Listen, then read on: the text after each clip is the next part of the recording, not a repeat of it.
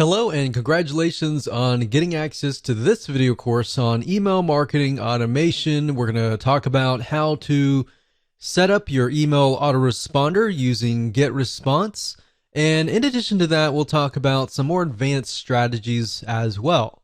So this is video number one, which is the introduction. And what I want to do is talk about mindset, because having the right mindset is crucial before you actually jump in and begin to build your list and use this system to essentially build a relationship with your prospects. And of course, in addition to that, with the intent of course, getting them to open your emails, getting them to click your emails, and then of course, get them to buy or take whatever action that you are trying to get them to take.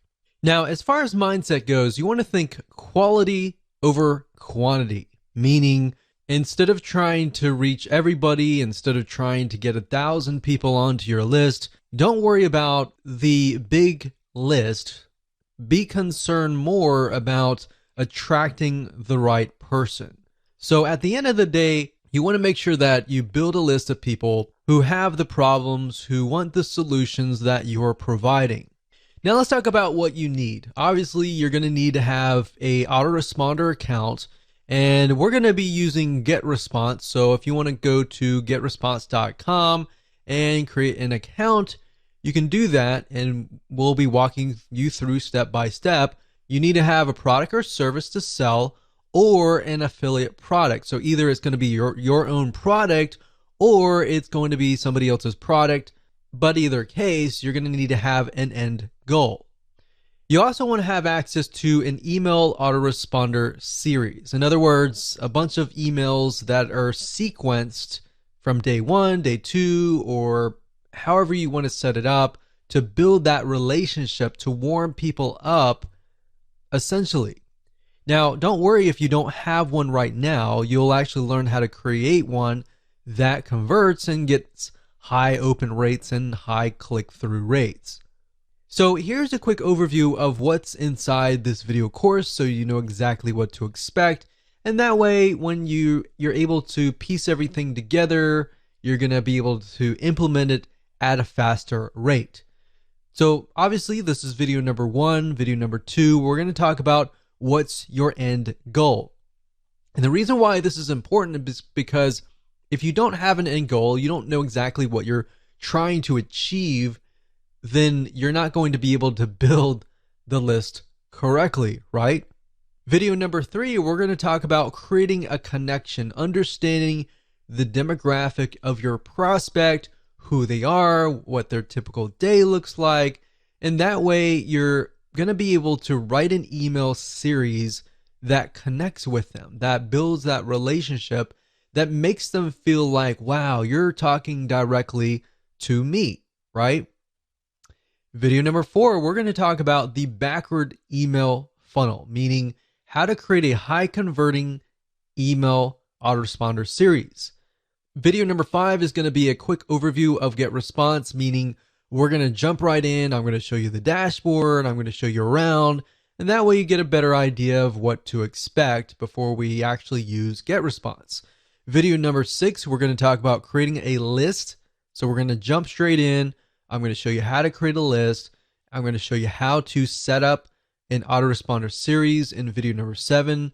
Video number eight, we're going to show you how to set up your emails inside of GetResponse. How do you set up day one, day two, or based on how you want to set up these series, how do you set those up so that, let's say you have a email autoresponder series of 12 emails.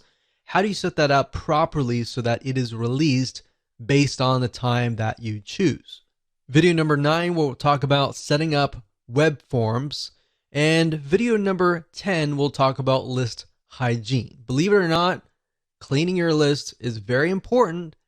And if you don't do it frequently, what happens is over time, people's emails get outdated, they delete them, and then you're emailing an email box that is no longer existing. And what that can do for you is that will negatively impact you in the long haul. We'll talk more about that as a bonus advanced strategy and how you can essentially make sure that you constantly get a high open rate.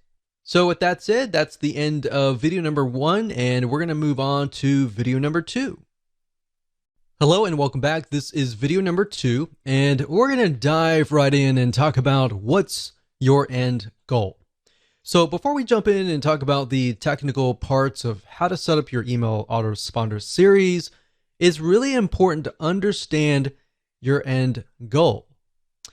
Like, how many different ways and different opportunities do you have to profit, right? So unless you really understand at least a little bit of your plan, then jumping in like everybody else to just build a list is not going to be productive at the end of the day, right?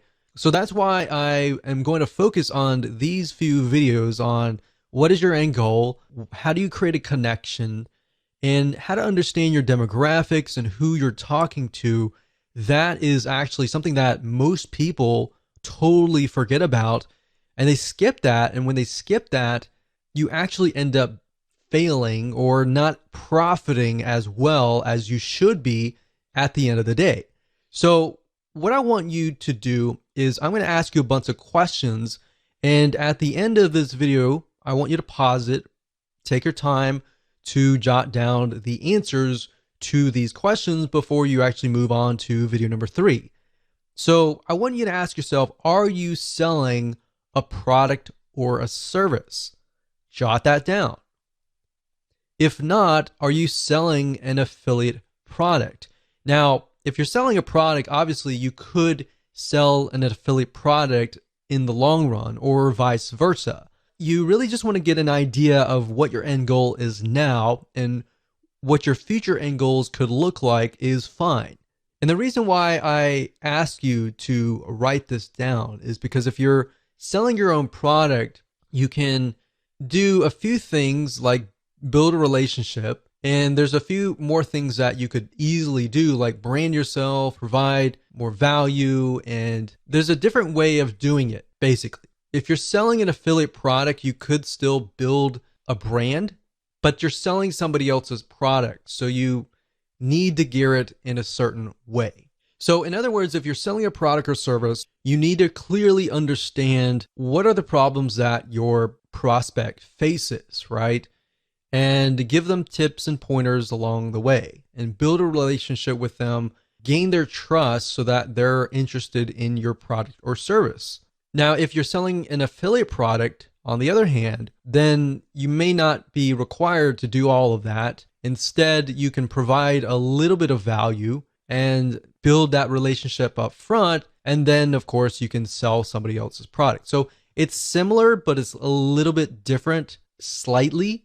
But knowing your end goal is key. So if you're selling a product or service right now at this very moment, then write that down. If you're not, and you're selling an affiliate product right this moment, then jot that down. All right. The third question I want to ask you is, why are you trying to build this list? You might answer, well, of course, I'm trying to make money. I'm trying to build a list. I'm trying to print money. And that's everybody's goal, but I want specifics. I want you to write down, why are you trying to build this list? I want to make more sales for XYZ product. I want to help more people who are facing this particular problem. In fact, jot that down. I want to help more people who are in this very specific niche, in this very specific demographic. I want to help more people like me. Jot that down, because then you can use that later in your email autoresponder series. So beyond the intention of just making money, what is the real reason behind wanting to build a list? Or in other words, you could rephrase it as, what are you trying to achieve? So if you have somebody that you're passionate about helping, envision that person in front of you and think about, why are you trying to help them, right? What are they facing? And this kind of goes into video number 3, and we'll talk more about that. But if you think about, why are you trying to achieve them? What are you trying to achieve in this whole project of creating this list, or this journey of creating this list? What do you want people to feel like? Do you want people to feel like they trust you, or you want people to laugh? Do you want people to feel sad, feel happy? What do you want them to feel like as you're building that relationship? Now, you might ask, why would I want somebody to feel sad? Well, if you're trying to gradually build up to that point of trying to sell them, you want to focus on their pain. Not necessarily your goal is to make them sad, but your goal is to find their pain and to show them that you understand their pain. You understand where they're coming from, right? And from that point, how do you heal them? How do you help them? How do you solve their pain? All right. So that's what you want to do, and jot that down. So what I'm trying to get at is there should be a very specific reason why you're building a list. Building a list just because you're told that it's a great way to print money is not the best reason. In fact, money should come last. Helping people should come first. If you can help 1,000 people and those thousands of people are truly helped, or you provide them with a solution, even if they were to pay you $10, every single one of them, that would be about $10,000. Now, that doesn't mean that 1,000 people will sign up on your list and all 1,000 people are going to buy from you. My point is, what is that passion? What is that drive that comes first before the money? Because if you focus on that and you focus on helping people solve their problems, believe it or not, you're actually going to build a more successful business compared to the other guy who is just focused on building a big list for the sake of money. Hopefully that makes sense. So these are all very important questions, and you should pause this video right now and write down the answers to them before you move on to the next video, which is video number 3. Okay, so welcome back. This is video number 3, and we're going to dive straight in, and we're going to talk about creating a connection. So you kind of got a sneak peek preview of a little bit about trying to create a connection in the previous video. But before we write out your email autoresponder and of course jump into the technical setup, you really need to understand people's problems, what they face, and what the solutions are. So what I'm going to do in this particular video is to help you figure that out and help you solidify what that really looks like. Because the reality is that before you can even do that, you need to do a bit of research, kind of demographic research, or in other words, what does somebody look like? What does your prospect look like? And understand what somebody's typical day looks like. Now, you might be wondering, why would I ever want to know that kind of detail? That's actually very crucial, because if you understand what happens in their day-to-day, you will understand their frustrations. You will understand their happiness, you'll understand their problems, and you'll understand how to create a connection with them to go beyond just, okay, you're behind the scenes, you're behind the computer kind of thing. You'll create a connection, even though you're worlds apart or countries apart, you will create a connection that will click. And that's the end goal of this particular video. That should be the end goal of your list. So my question to you is, does your prospect within your niche lean heavily towards male or towards female? Or does it equally move towards both male and female? So in other words, in order for it to lean just towards female, is if, let's say for example, that niche is 90% female, or even 95% female, or even 75%. But even 75%, you're kind of moving towards that 50% so that it's both male and female. But if it's heavily towards males or heavily towards females, 80% above or 90% or above, then you want to jot that down.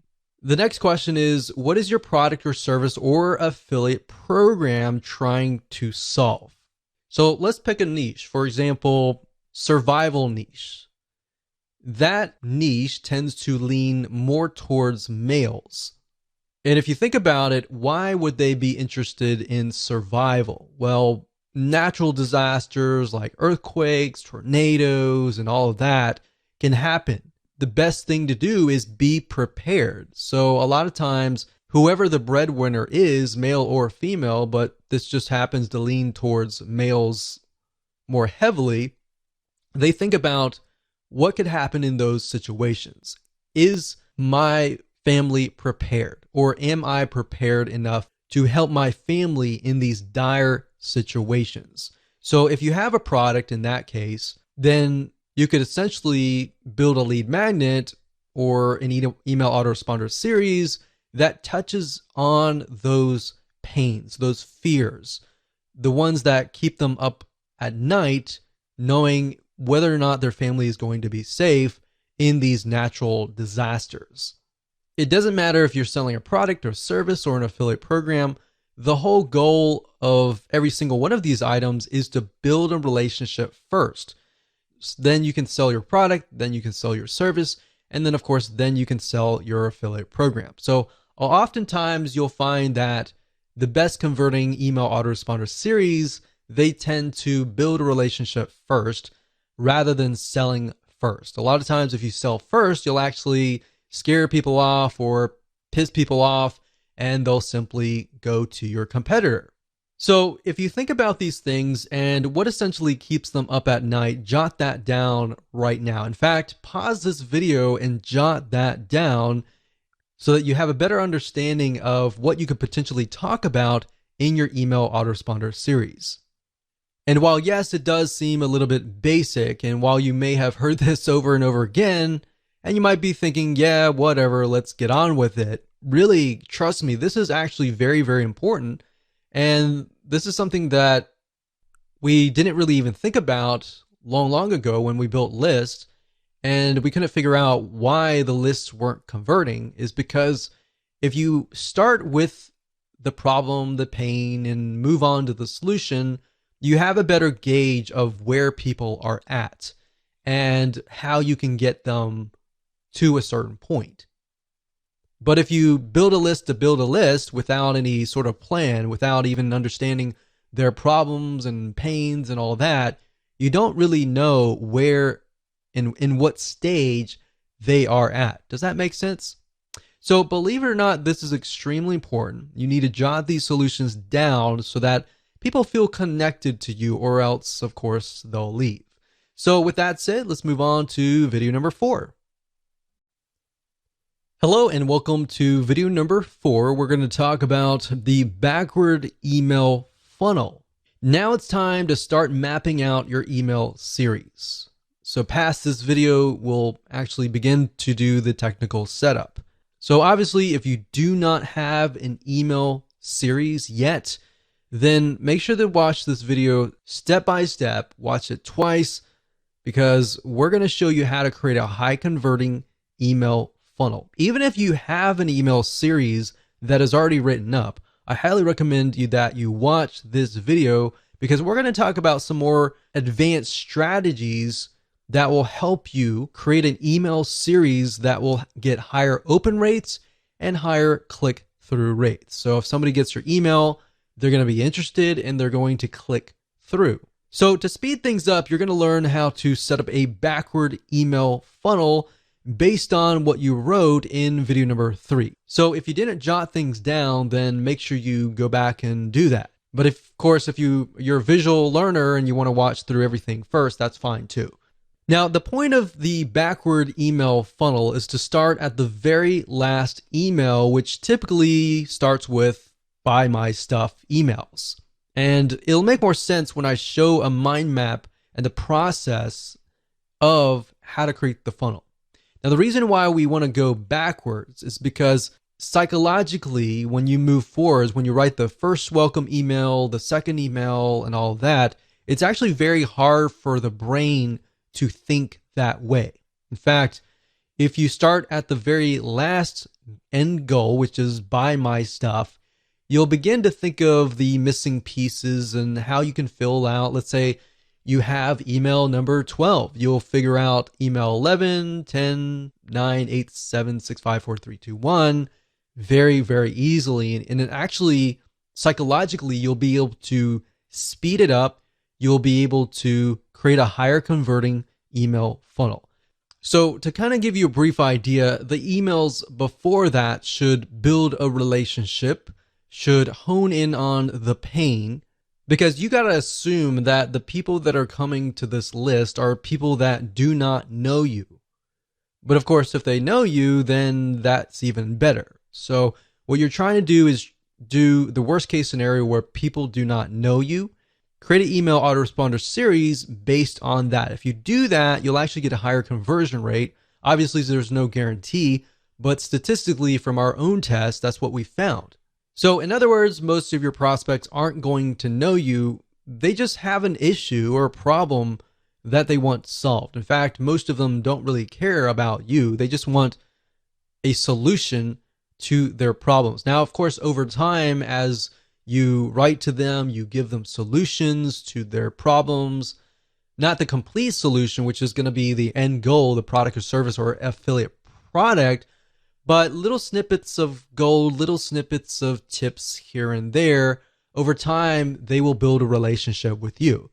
To make more sense, what I'm going to do now is break things down via a mind mapping software. So let's go ahead and do that right now. Okay, so now we are at Lucidchart, which is a flowchart system. Now, you don't need to use them. You can use anything that you would like to use. You can even use a piece of paper. The point being is that a lot of people, they tend to start with the welcome email, or they immediately go into buy my stuff.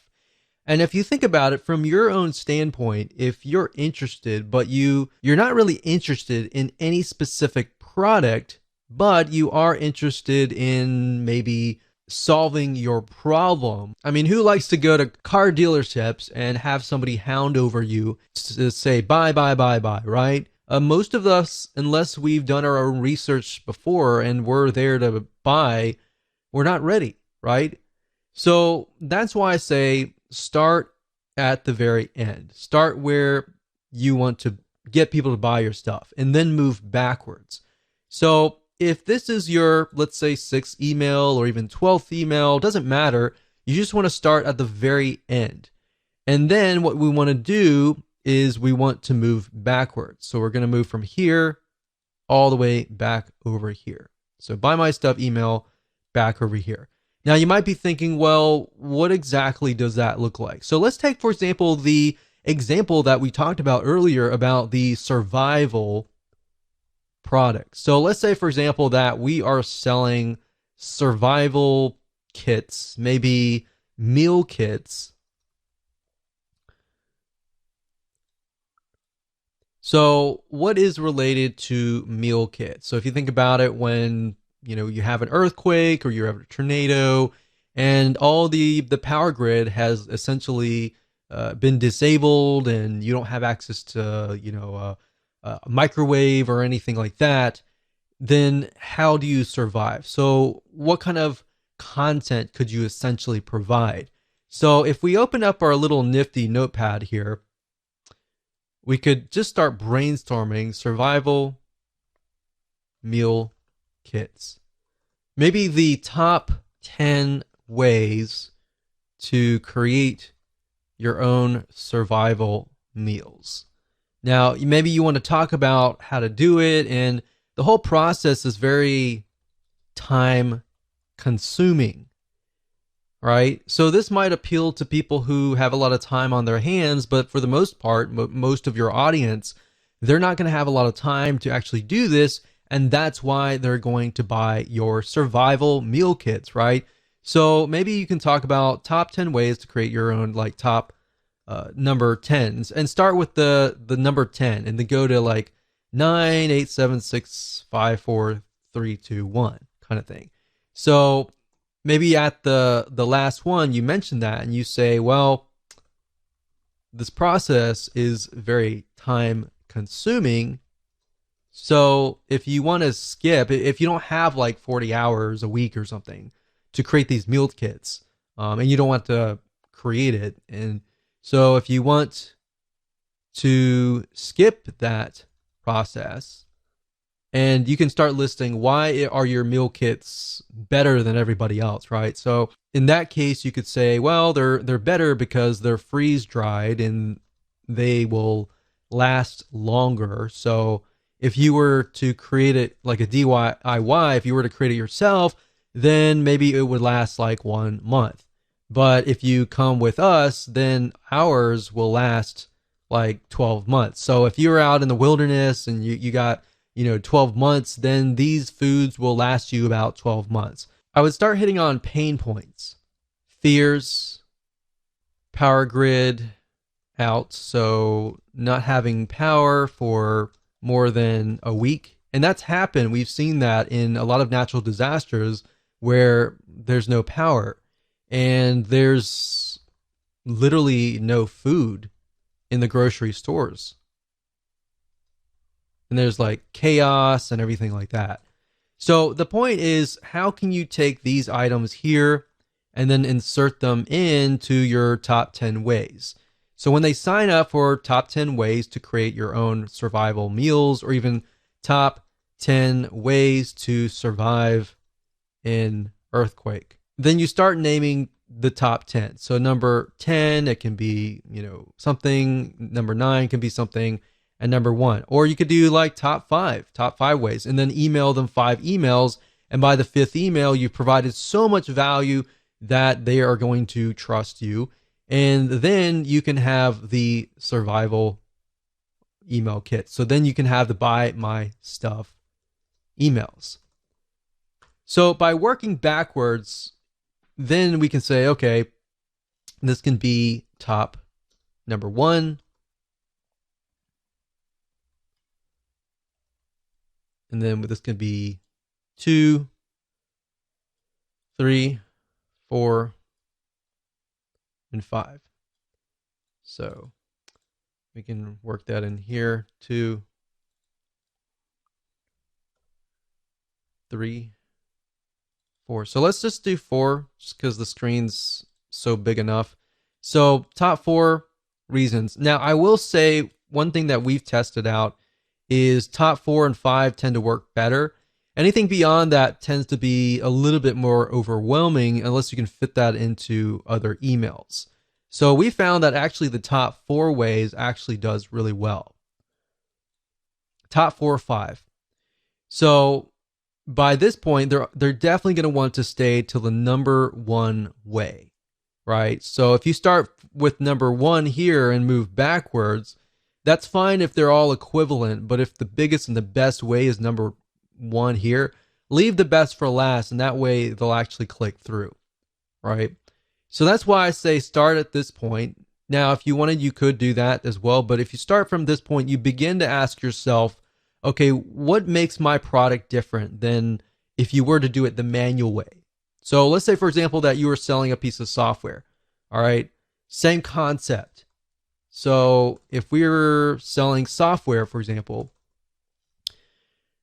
a lot of times with software, you want to show the manual process, meaning the time-consuming process. In fact, if you notice, a lot of software companies nowadays are coming out with a lot of free training, free academy training type deals, because what they want to do is they want to show you how to do it for free.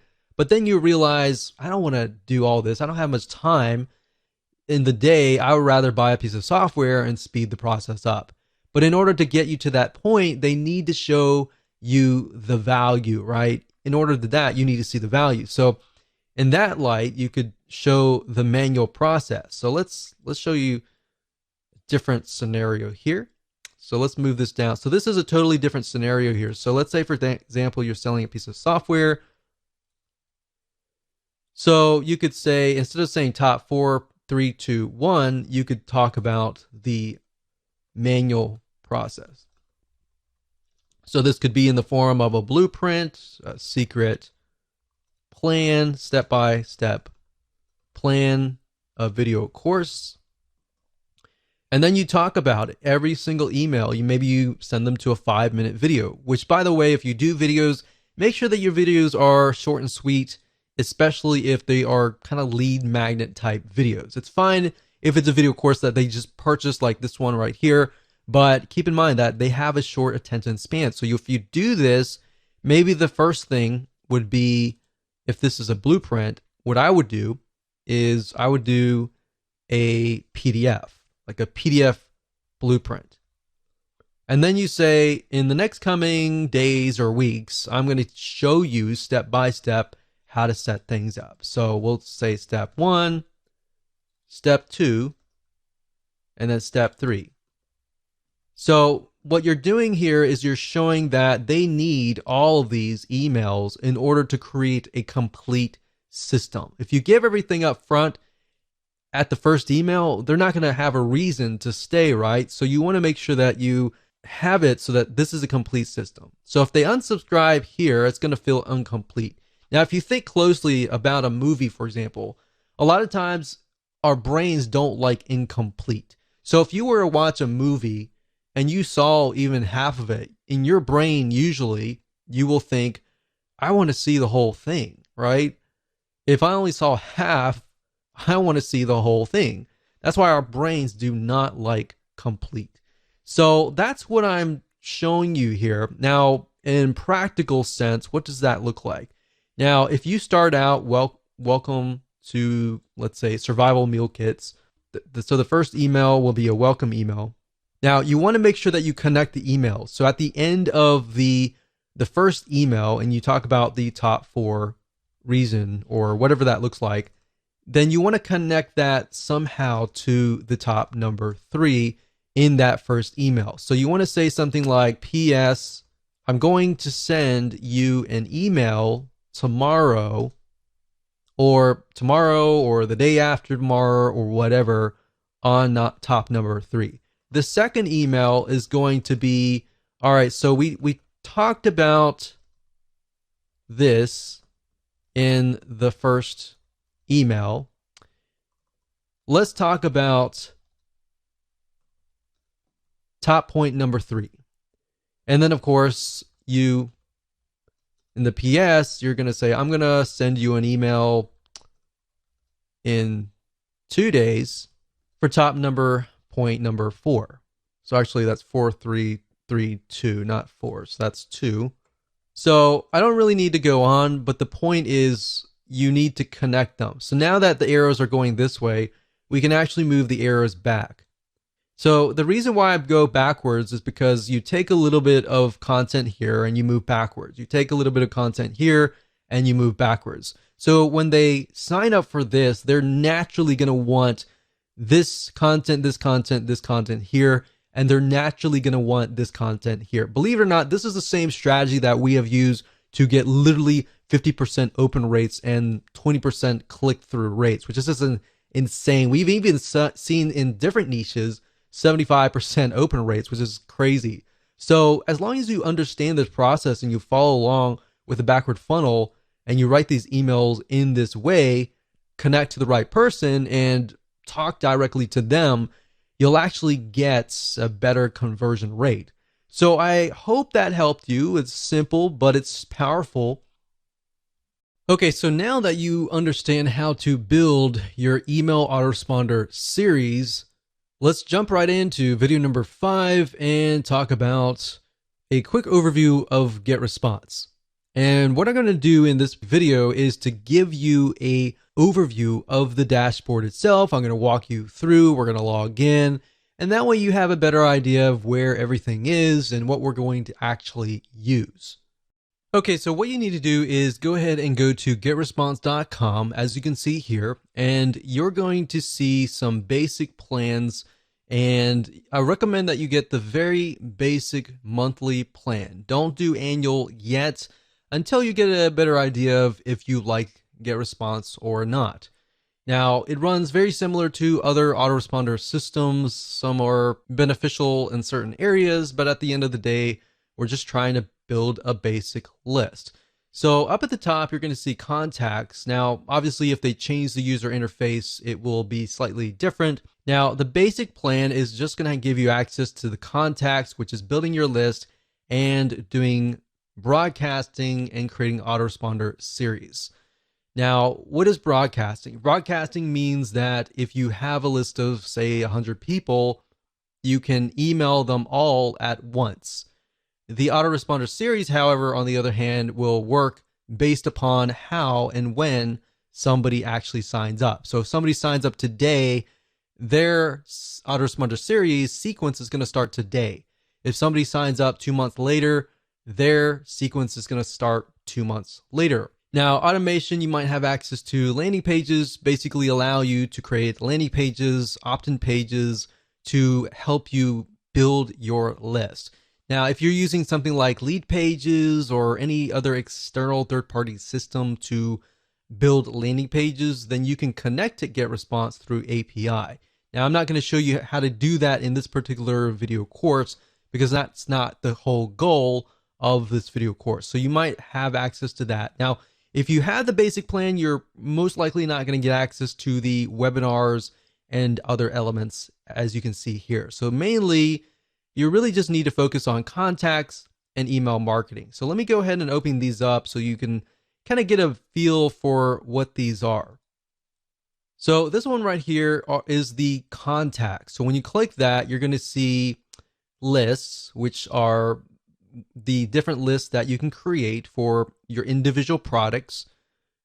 You could create a customer list for one product and then maybe a prospect list for that product as well. And like I said, the more specific the list is, the better it's going to actually convert in the long haul.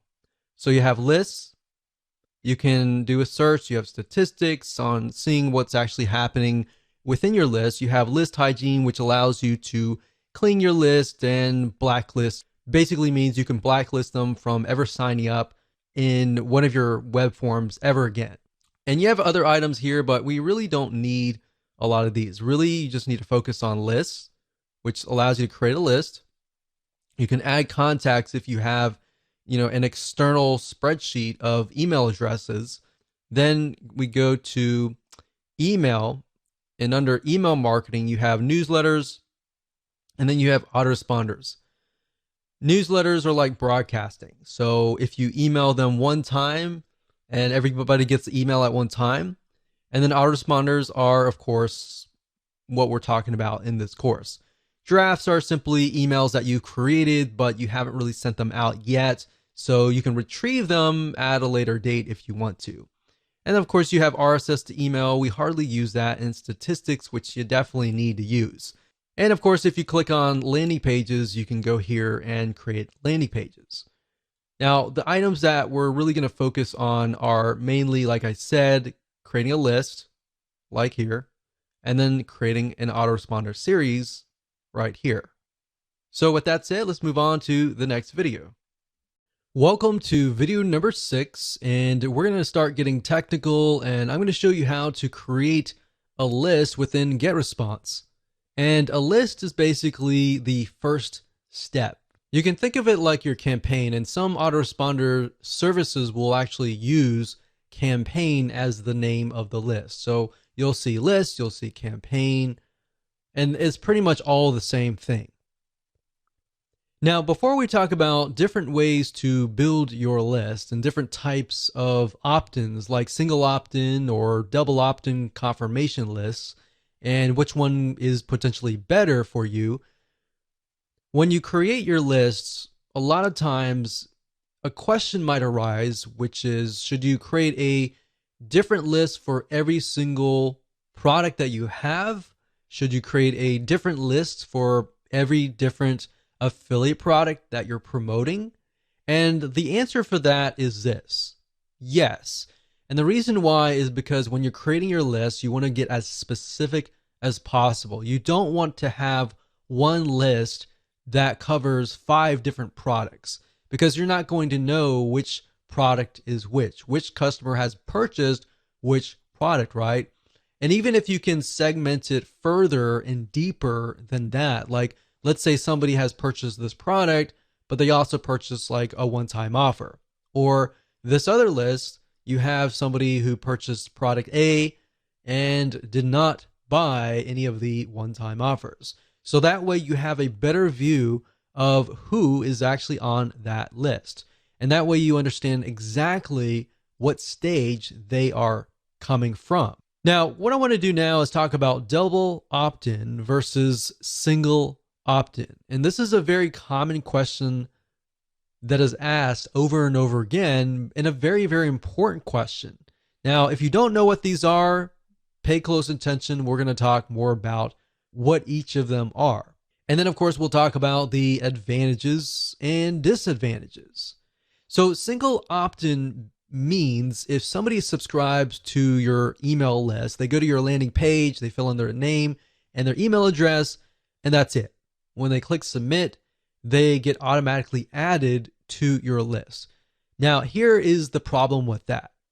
If they do that, there's no way to prevent them from entering a fake email address. So nowadays, most people are very reluctant on giving out their email address. So therefore, there's a lot of email services out there that give you a disposable email address that only lasts sometimes 10 minutes. Now, the problem with that is that when you get fake subscribers, it will actually hurt you in the long run, especially when you email fake emails.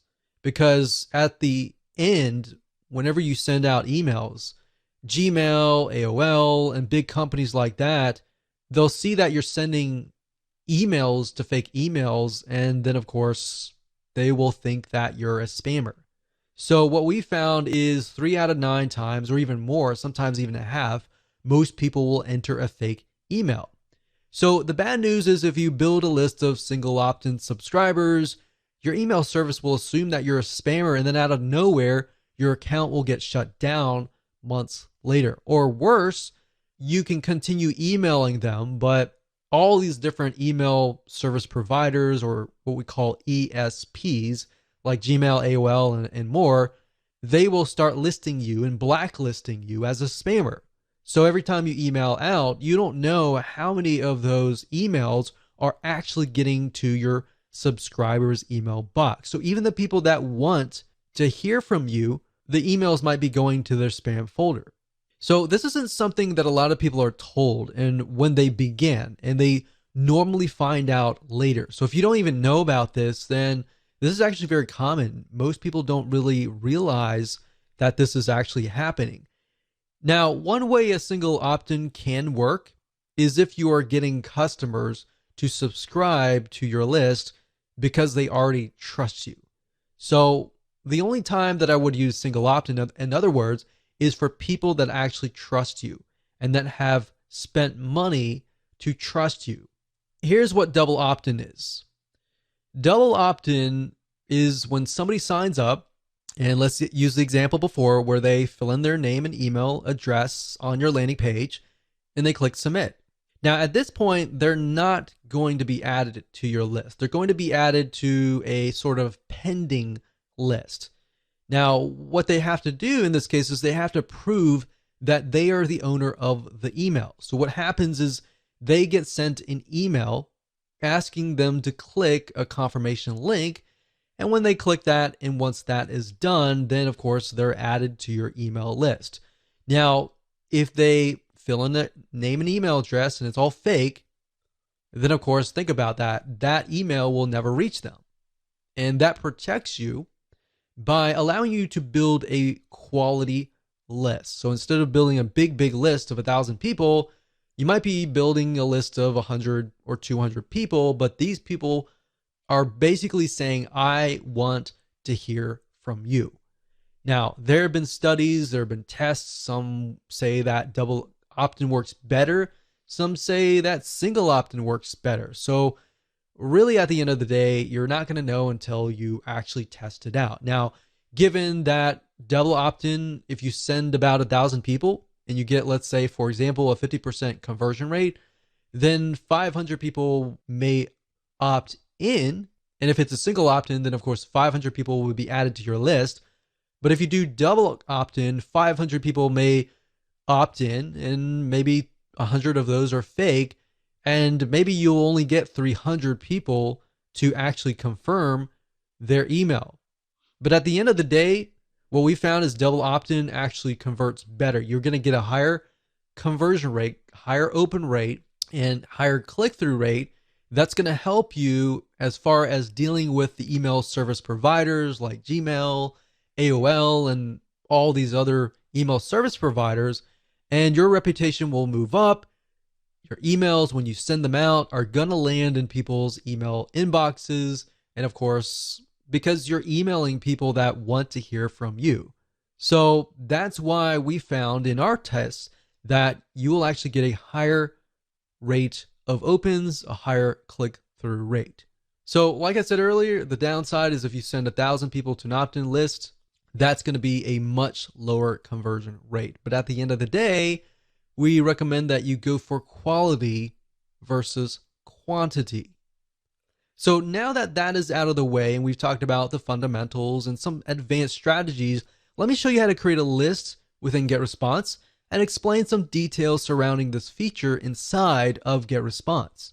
Okay, so as far as creating a list, it's actually very, very easy to do once you understand how everything is laid out. So even though it might take me about 5 or so minutes to teach you, once you get a hang of this and once you start creating a list after list after list, it'll actually be easy. In fact, as I will show you in just a minute, once you have created your list and you've created all the settings and done all that, once you create the second list, you can actually copy the settings from the prior list. So you don't have to set everything up again, essentially. So what you need to do is go under Contacts, click on Lists, click Create List, and then of course, name your list. So we're going to do a new test list 1. And of course, you can click Copy Existing List Settings. So if you've already created a list before, you can select that. You can select the list that you want. So you could select whatever list that relates to that particular product and then set that and click Create. So we're not going to copy any settings here. We're just going to do it from scratch. We're going to click Create, and there we go. So this right here is the new list. So now if you put your mouse over here, you're going to be able to see other elements like Add Contacts, Make Defaults, Settings, Show Contacts, Show Newsletters, and Show Autoresponders and Delete. So adding contacts, what that means is if you have a external list, let's say for example you have an Excel spreadsheet of a list of customers, then you can click Add Contacts and you can actually import those contacts into GetResponse. Now I would say be very careful with this. When you do that, make sure you clean your list or make sure that your list of people are active. Now the reason why we don't really do this a lot is because when you're just starting out with GetResponse, you're building a reputation, or GetResponse could be ConvertKit, could be any other autoresponder series. You're building a reputation, and the best way to build a reputation is to start from scratch and build a list from scratch and build a double opt-in confirmation list, because then you will get less people who are spammers, fake emails, and all of that. You get people basically who really want to be on your list. Now, make default, all that means is that when you email out, it's going to come from this list. So we don't really want that. Now, click on Settings here. And Settings allows you to see the name, of course. Now, keep in mind that when you use something like Leadpages or any other landing page creator and you connect to the GetResponse API, what's going to happen is you're going to see the list name. So when you connect to GetResponse and you refresh the details and you connect Leadpages, for example, to GetResponse, you're going to see the list name. So you want to make sure that you choose a name that is something that you will remember and that is clear to you. So you want to try to create a naming convention, essentially, because you're not going to see the list title or description or any of that. So what you could do in GetResponse, however, is create a list title and description so that if you ever forget what the list name is, then you can always refer back here and figure that out. Now, the next thing is you can choose the category, as you can see here, and of course the language. Now, right below that is going to show the postal address, which is very important. And this address is going to show on all of your emails. So anytime you send out a newsletter broadcast, which is to everybody, or an autoresponder series, they're going to see your mailing address at the very bottom. So if you want to, for example, rent a UPS mailbox or a post box and put that there instead of putting your own private mailing address, that would be highly recommended for you to do. Now, of course, this just allows you to customize the list. You can add your logo and all of that. Now, if we click on subscription up at the top here, you can see that this option will allow you to receive subscription notifications. So basically, every time somebody signs up on your list, you will receive a notification. Now, this is nice to have in the beginning when you're starting out, so it's kind of like a little motivator. But as time goes on and you start building lists of thousands and thousands of people, you most likely want to select this off. Now, what this here, it says require extra confirmations, double opt-in. What that means is the double opt-in list. Now, if you select this here, what that will do is whenever you create a web form and somebody signs up on that web form, they will be required to obviously confirm that they are real. So we highly recommend that you do that. Now, API subscriptions, what that means is that if you're using a third-party system like Leadpages and you're connecting through API and somebody signs up through there, unless you select this, it won't be double opt-in. If you deselect this, then it'll be single opt-in. So that's the main differences between these two. Now it says preview pages your contacts will see. So this is very standard. Once you understand this, this will be standard throughout other systems. But the confirmation page is a page your contacts see after they confirm sign up. All right. So if somebody were to sign up via the web form and they click the confirmation link, they'll be sent directly to this page. And then, of course, the unsubscribe page is the page whenever they click the unsubscribe link. So unsubscribe success page basically means the page your contacts see after they unsubscribe. And of course, newsletter directory, your newsletter archive page. We don't really use that unless you want to show people all of your archives.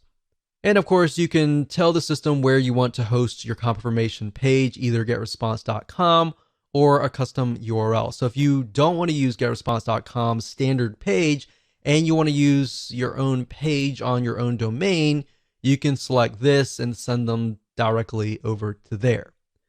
And of course, you got the confirmation message, and you can say, I want this message to be in HTML format or plain text. Now, if you're asking which one is better, it really depends. You're going to definitely want to use HTML. Plain text is just plain text. There's no graphics, there's no nothing. It's just plain. So at the end of the day, it really depends on your list. And of course, you can change the confirmation message, which is the message that they'll receive saying, okay, we received a notification that you signed up on this list. Are you serious about this? Or was that actually you? So you can change the subject line to something that's related to what they signed up for.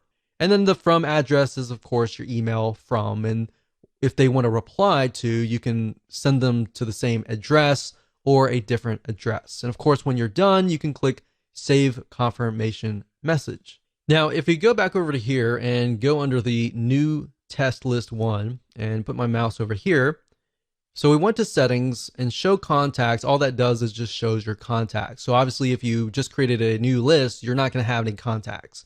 If you do have some contacts, you'll be able to see that information there. Show newsletters basically allows you to do broadcasts. So if you click this, you can do that. And of course, show autoresponders will allow you to create an autoresponder, which we'll dive in further in the next video. Hello and welcome back. This is video number 7, and we're going to dive right in and talk about setting up your autoresponder series. So once you create a list, you need to set up an autoresponder within GetResponse. Now, understanding how an autoresponder works is actually more important than understanding the technical parts. The technical is actually very easy. Understanding how an autoresponder works is crucial, because then it doesn't matter if you're using GetResponse or any other service, this can actually cross different platforms. as long as you understand the concepts. Now, an autoresponder allows you to choose when you email your subscribers, the time zone, all of that. Now, a very common question that we have seen is, when should you email your subscribers? Or even how many times should you email your list? And while I can't give you an exact answer, I can say that it really depends on your audience. If you've done the proper demographic research and you understand somebody's typical day and all of that, then understanding when is the best time to email them is actually quite easy. Now, the beauty of GetResponse is that you can set it up to email them following the same time that they signed up, meaning you can catch them at the best time that they signed up. So let's say, for example, that one of your subscribers signed up on Wednesday at 3 p.m.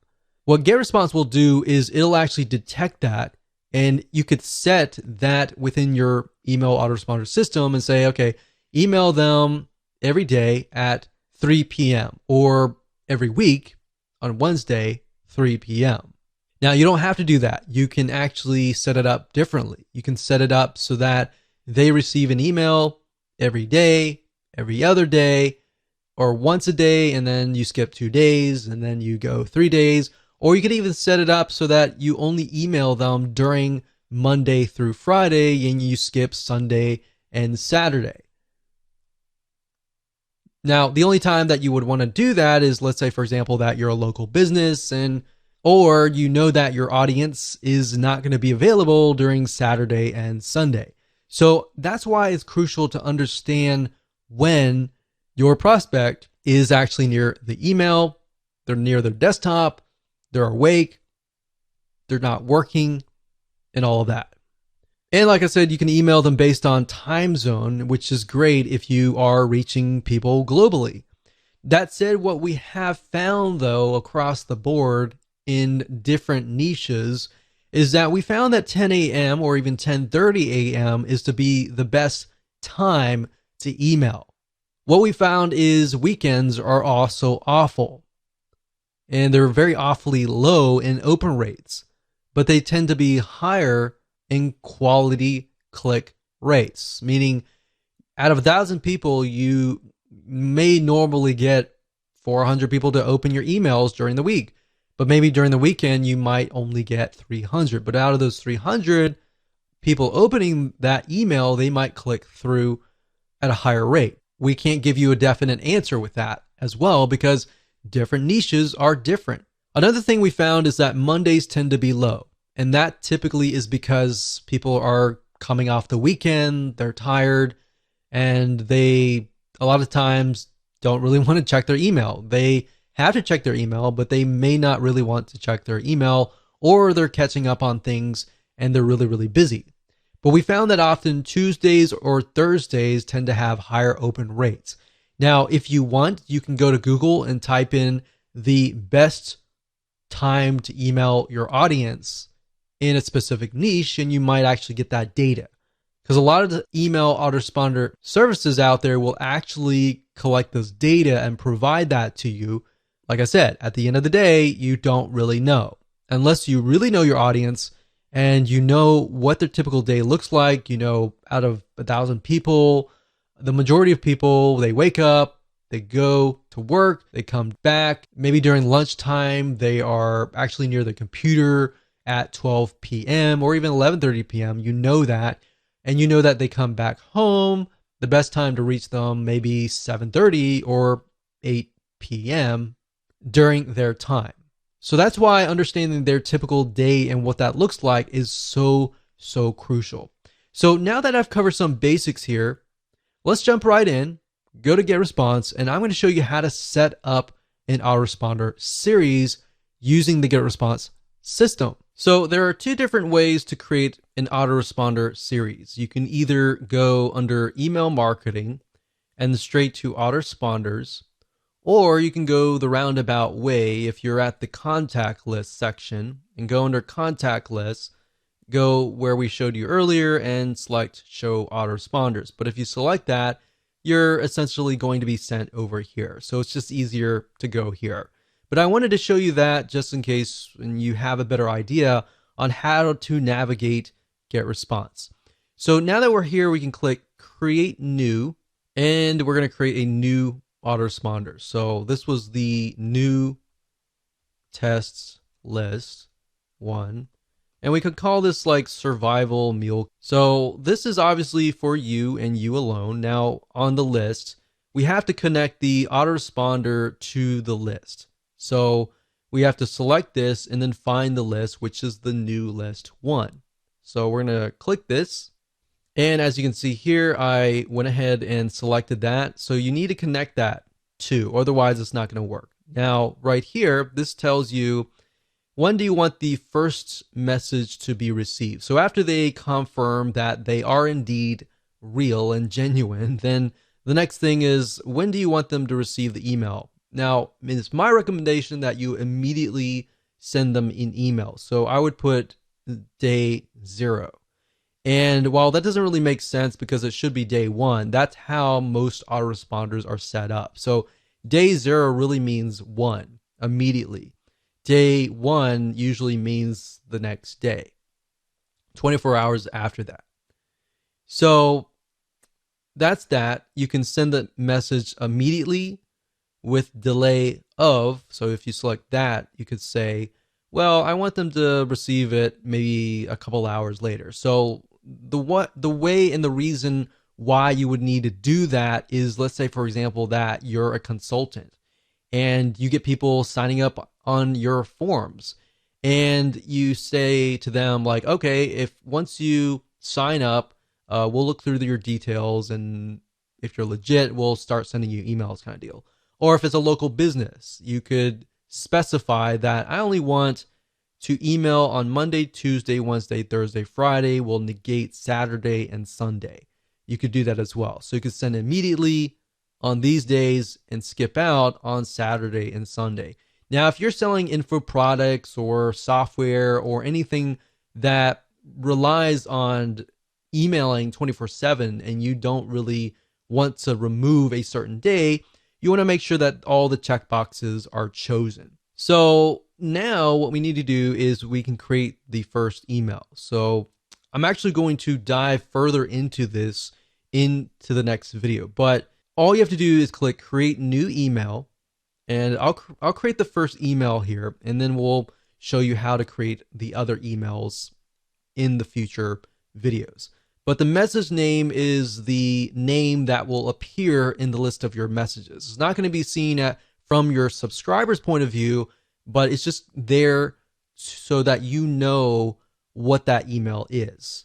So if we say survival kits email 1, and that's just for us, the subject, of course, will be different. That's something that your subscribers will see. So you definitely don't want to put the message name. So we could say something like welcome to survival. And then when you're done, you click on next. Now, I don't want to cover too much because we're going to actually show you that in the next video. Hello and welcome to video number 8. And in this video, we're going to talk about setting up your emails. So now that you understand how autoresponder systems work and how to set them up, it's time to set up your emails so that we can fill in the autoresponder series and then connect them to your email list. And we'll make sure that you understand everything from start to finish. So let's jump right in. Okay, so I'm starting off where I left off in the previous video. Of course, message name, like I said earlier, is the name for you and you alone. Your subscribers are not going to see this. And of course, subject line is going to be the title or whatever shows up in the person's email box before they click.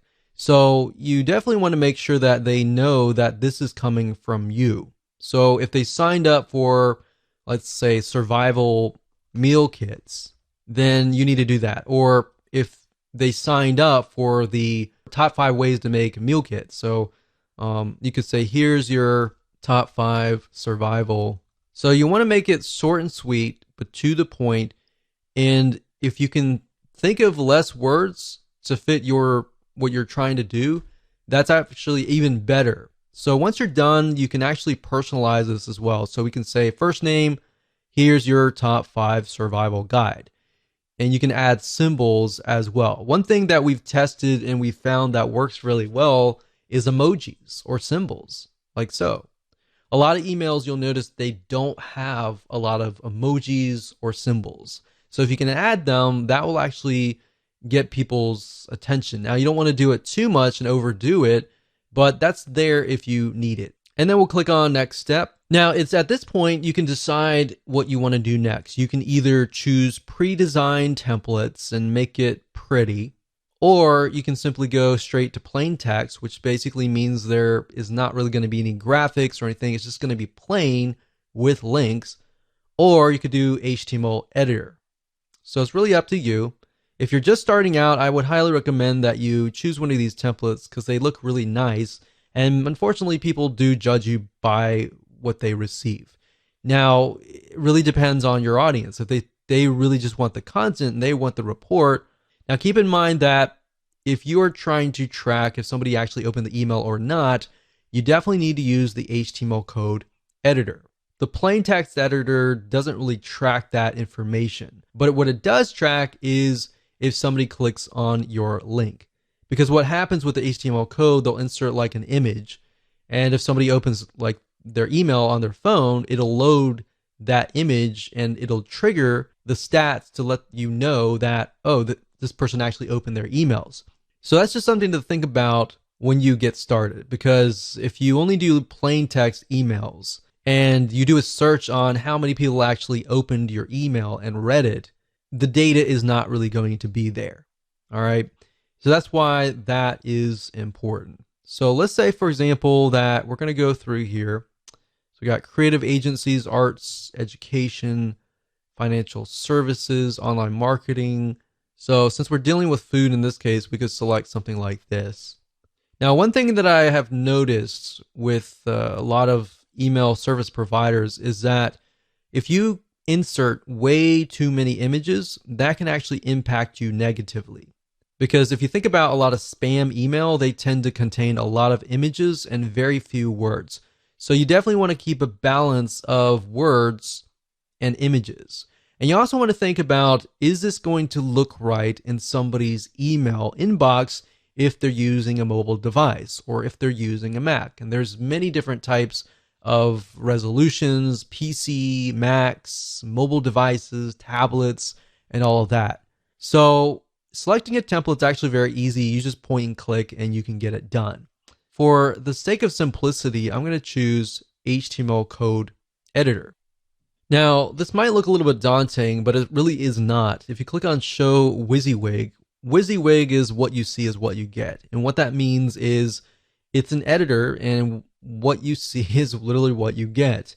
And it's kind of like a Microsoft Word processor. You could say, hey, and you personalize this, so you can do first name. Now, this is only going to work if you are actually accepting their first name and last name on your form. If you're only accepting their email address and you put this here, it'll actually say, hey, friend, or even hey, NA. And you don't want that, the NA part. So if you're not doing that, just say hey. But this personalized button here allows you to personalize your email. So you can do first name, last name, email. You can do country. You can do all sorts of different variables, phone number, and all that. And like I said, they're only going to work if you've collected that data, because if you haven't, it's not going to work. So a typical welcome email will say, hey, so-and-so, thank you for signing up. Here is the free report or software or ebook or checklist. Now, if you're following what we talked about earlier with just the emails, you can say, thank you for signing up. Here's the top number 1 or top number 4 way to create your own survival meal kit. So you can enter that information down below here, or you can include a link. So if you were to include a link, let's just use Google for example. So http://www.google.com. So you could do that like that, and you can link it, or you can say, click here. You can highlight that, and then of course you see this little chain The chain is a link. So if you think about chain link, that's where it came from. So we can copy that here. You can say open this in a new window. So if somebody clicks it, then it's going to open in a brand new window. If you don't have these elements, then what's going to happen is when they click the email, they are going to be forwarded directly to wherever you're sending them. So you can say, here's the top number way, click here, your name, and then you can say PS. By the way, tomorrow I'm going to send you the number 3 way to do blah, blah, blah. So like I'm saying, you don't really need to, obviously, survival meal kit, but you can use it for any niche. But as long as you connect it and tell them in advance, like, hey, there is something coming, then they're going to be excited about it and they're going to look for your email. A lot of times the reason why emails don't get opened up is because people are not looking for your email. They're just shocked and surprised. But if they're aware that it's coming, then they're more likely to be ready to open the emails. And that's why you get higher open rates because of that. Now, one thing I will say is what's nice about GetResponse is down here, when you're done, under test message, you can click inbox preview. And what that will do is it'll show you what it looks like in people's inboxes. So if it doesn't look right, you can always change it around.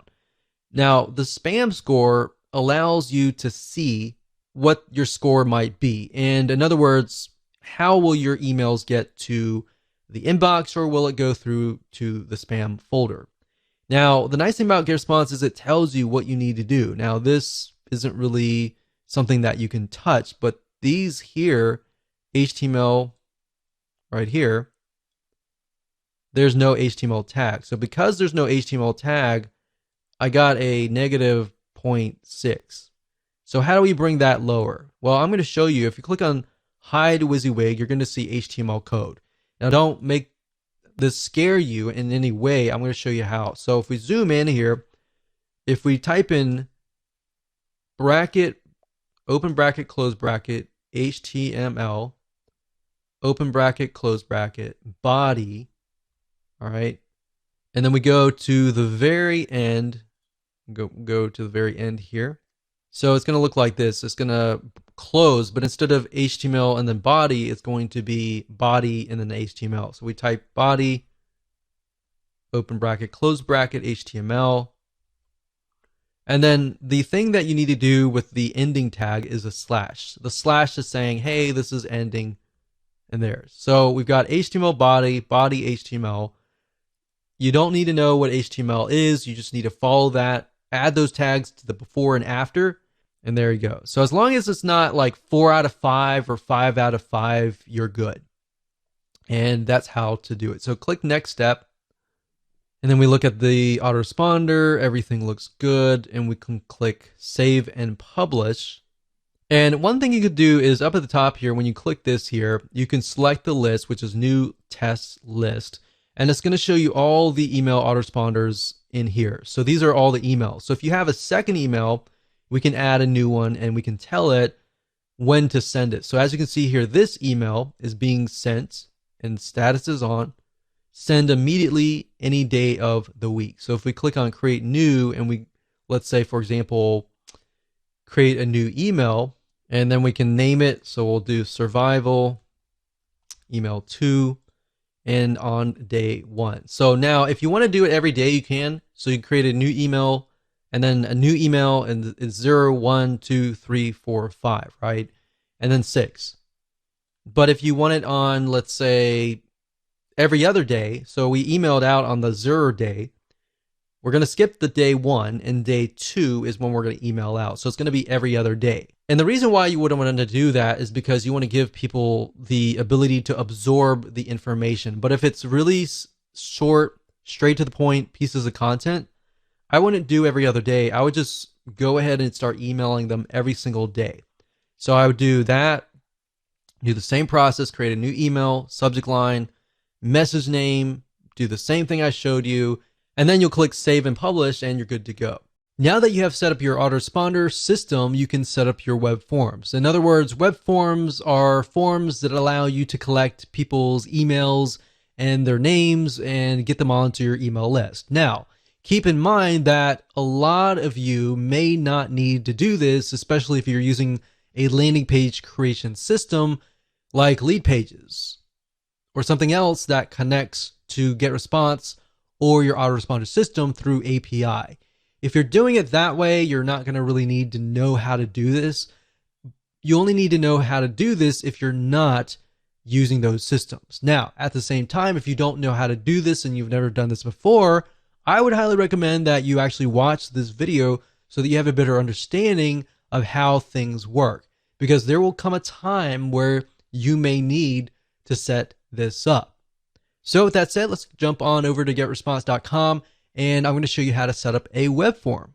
Okay, so to create a form, all you need to do is go to this forms and surveys. So click on this and you're going to see manage forms. Next thing is click on create form. And then of course you'll have the ability to create a form. So you can either use the list builder wizard, as you can see here. So this is a variety of different forms. You can create newsletter signups, free course signups, different types of purposes too, like leave feedback forms, Facebook forms, blank forms, order forms, and more. So it's not just web forms, there are all sorts of different forms. But for this purpose today, and in this particular video, we're going to focus on sign up forms. So we're going to click on newsletter sign up. And even though this information has like nonprofit organization, it doesn't necessarily mean that you have to use that logo. As long as you see something that you like, you can pick it and you can change the graphics, you can change the background, and of course you can change the text. So if we scroll down and we find something that maybe fits our design of our website in our landing page, let's do something like this. Use this template. So now at this point, if you select the items, you can actually change them. So this is a different logo, so we could change it to our own logo, click image, and of course go through the process of finding either a logo or clicking my images and finding your logo. Now, for the sake of simplicity, I try to keep my web forms very simplistic.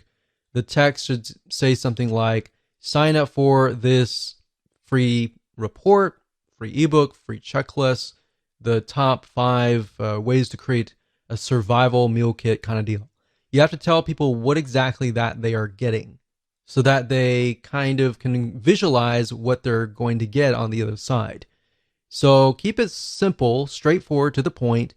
Enter the name, email, and then sign up for updates. Now, what I recommend that you do, and this is something that has worked well for us, is to change this into something like send me the report. So that way, psychologically, when they click on that, they're thinking, oh, I want you to send me the report, right? If you just have a submit button and that's it, in reality, your conversions are not going to be as high because it doesn't really tell people what they get. So this tells people what they get, but this tells people that, okay, they're definitely going to get something. So send me the report, send me the checklist, send me the report to my email. So that way, the next step in their mind, psychologically, they're waiting to receive an email, right? Now, you can test this out. If you only want to collect emails only, you could remove the name here. But if you do that, just keep in mind that when you customize your emails and you personalize them, you can't say, hey, first name, because you don't have their name. So going through here, these are just elements that you can add. And of course, you have the layout and the style. You can change the design, the color, and all of that. When you're done, you click on Save and Publish. And there we go. So we're almost done. And now there are several different options that you have. You can say, I will install the form myself, and it'll give you a script code. So this is JavaScript. You can click copy. And then, of course, you can add that to your landing page, you can add that to your blog. Now, like I said, if you're using Leadpages, then you're never really going to have to even go through this process. This process really is only for if you are posting this directly to your blog or anywhere else. You can also say GetResponse will host my form. So what this will give you is a direct link to a URL. So if we go here, when somebody goes straight to that link, they are then, of course, sent to the opt-in here. I would not recommend that you do this unless it was like a customer or somebody that really trusts you. In fact, I would highly recommend that you use an external landing page creator, or you use the built-in one in GetResponse. And if you do that, you don't even need any of this information. And that's how to create a web form. Hello and welcome to video number 10, and just want to say congratulations, you have reached the end of this video course. This is a bonus advanced strategy that I'm going to teach you that a lot of times you are not taught, and most people don't even realize that this is happening. So kind of going back to what we talked about in single opt-in versus double opt-in. If you create a double opt-in list, you still need to do a little bit of cleaning, but not as much is compared to that of a single opt-in list where you could be getting a bunch of fake emails. So in other words, cleaning your lists consistently and maintaining that every single month. Because like I said, email ISPs like Gmail, AOL, Yahoo, they do care if you have people on your list that are actually active or not. If they're not, that can be an issue. So if you have a list of 1,000 people, and out of that list of 1,000 people, you have 100 people on there that are fake, that will actually hurt your email deliverability. So even if you have 900 people on there that are not fake, because the ESP or email service provider sees you as a spammer, they may not allow those 900 emails to even get to your legitimate subscribers, if that makes sense. So how do you go about doing that by using GetResponse? So what I'm going to do now is let's hop on over to getresponse.com, and I'm going to show you step by step how to clean your list. Okay, so there are two different ways to do list hygiene. And one of the ways is by simply going to getresponse.com, logging into your account, going under contacts, and then of course you will see list hygiene. If you go here, you'll see delete contacts or blacklist. If you click on blacklist, this will allow you to enter email addresses of people that you want to blacklist across your whole account. So to do that, what you can do is go to blacklist, click global blacklist for my account. And what that will do is it'll remove them totally from all of your lists, meaning anytime somebody tries to sign up again, they won't be able to sign up. Now, obviously, they could get around that by entering a fake email if you had single opt-in turned on, or they could use a fake email address even if you're using double opt-in as well. So this only protects you to a certain degree, and this works actually really well in a lot of non-technical niches, especially. But if you are in a more technical niche like marketing or business or computers or programming, then this here can help you to a degree, but only to a certain degree. And of course, blacklist for specific lists, which allows you to blacklist people for specific lists. But at the end of the day, we recommend doing the global blacklist compared to the specific lists. Now, another way of doing list hygiene and finding people that are maybe not active is by going to click search. Now, another way to do list hygiene is go to search and click on advanced search. And what we're trying to do here is find people that maybe who have never opened an email before or have never clicked a link before. Now, one thing to note here is that unless your emails are HTML emails or template-based emails, you're not going to be able to track whether or not they opened the email. So keep that in mind. Another thing is sometimes some devices won't actually load. If for example, Gmail, if you send an email to a Gmail account, a lot of times if you'll notice it says that the user has to click a link to allow Gmail to load an image. And if they don't click that and they open the email, then that's also hard to detect. So that just keep in mind that unless you have HTML email set up, that's one hard indication to go by. Now, one good indication to go by is if they actually click the link. So regardless of it's a plain text email or an HTML email, as long as they click the link, you can detect that. So what I would go by is people who do not click links. All right. What you can do here is you can do all selected lists, any autoresponder setting. So basically we're saying every single subscriber, and we're going to add a condition, and let's say contact actions. So message open. And like I said, it's hard to detect that. So let's say last click date. So if last click date is before a certain date, and we click apply, and we notice that we have about 100 people who have not clicked any links within the last, let's say, 6 months, then you probably want to delete them, because that means they're most likely inactive, and you're paying for inactive people. I know psychologically you might be thinking, well, I want to keep that list. What if that list were to come back? You put them into a segment, you email that list, and you say, hey, I noticed that you haven't clicked any links. I wonder why and how I can improve my content to fit your needs. Something like that may allow you to reactivate people who just aren't opening their emails. And you got to keep in mind, some people are just busy. So you can do that, but you can do the opposite. And let's say you send that out, nothing happens, and you might get a few people clicking. But then, of course, you have the far and few people that just don't click. They sign up, they forget about it, and they go to the move on to the next thing. So for those people, you can say contact actions last click date is before, let's say, 6 months out. So we click apply. And then now what we do is we see there's a certain amount of contacts down here that we'll be able to see how many people are not clicking the links. So now what we can do is we can save this. We can click this here, this email address, and we can save it as a segment, and then we can email that segment. There are many different ways of doing this, but you really need to get creative and just think about, okay, what signifies somebody who is not active? And if they're not active, I shouldn't be paying for them on my list.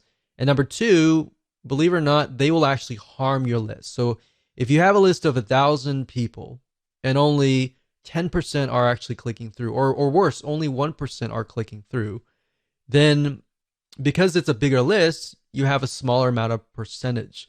And as you're emailing out, the email service provider will analyze how many people are actually clicking your links.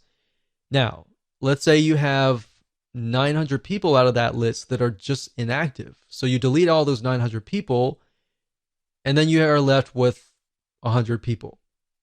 But let's say those 50 out of the 100 people were clicking anyways. Now you've narrowed it down from a very small percentage down to 50% open rate and 50% click-through rate. So maybe a higher open rate, a larger 50% click-through rate. And that is why you need to clean your list.